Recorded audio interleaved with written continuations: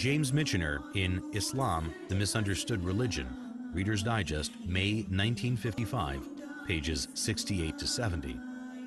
No other religion in history spread so rapidly as Islam. The West has widely believed that this surge of religion was made possible by the sword, but no modern scholar accepts this idea, and the Quran is explicit in the support of the freedom of conscience.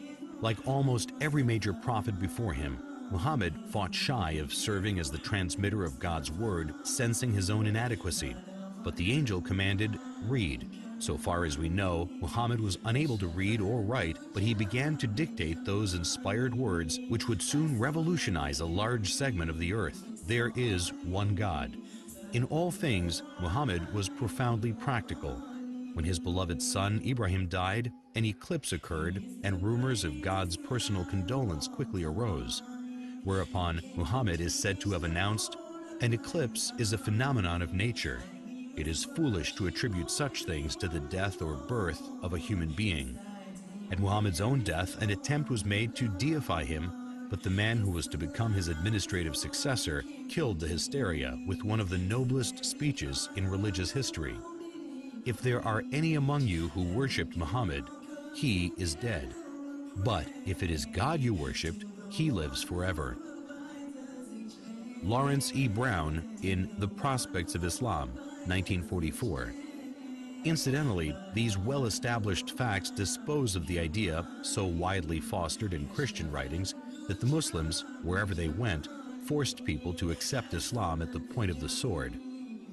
Alphonse de Lamartine in Histoire de la Turquie, Paris, 1854. Never has a man set for himself, voluntarily or involuntarily, a more sublime aim, since this aim was superhuman, to subvert superstitions which had been imposed between man and his Creator, to render God unto man, and man unto God, to restore the rational and sacred idea of divinity amidst the chaos of the material and disfigured gods of idolatry then existing.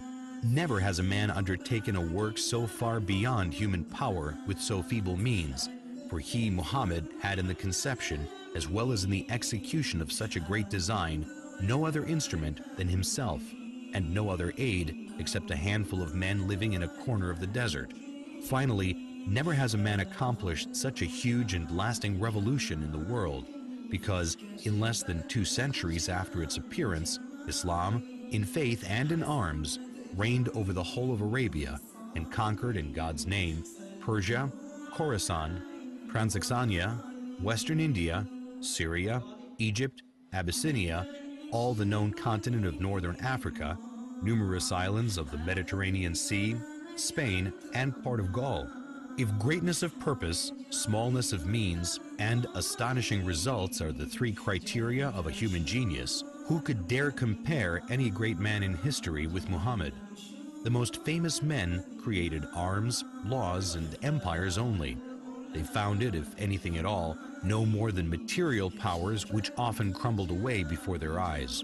This man moved not only armies, legislations, empires, peoples, dynasties, but millions of men in 1/3 of the then inhabited world.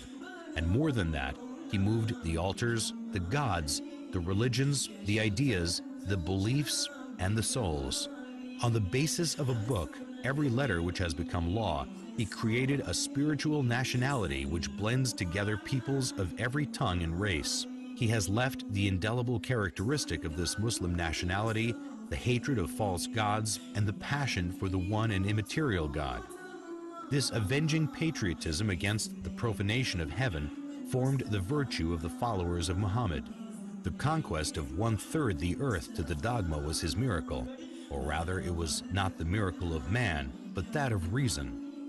The idea of the unity of God, proclaimed amidst the exhaustion of the fabulous Theogonies, was in itself such a miracle that upon its utterance from his lips, it destroyed all the ancient temples of idols and set on fire 1/3 of the world.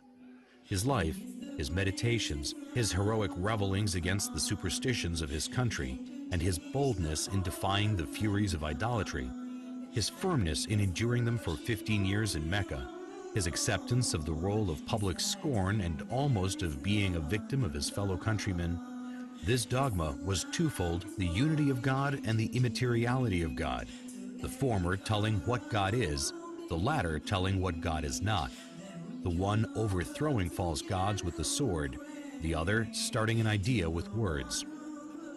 Philosopher, orator, apostle, legislator, conqueror of ideas, restorer of rational beliefs, the founder of 20 terrestrial empires and of one spiritual empire, that is Muhammad.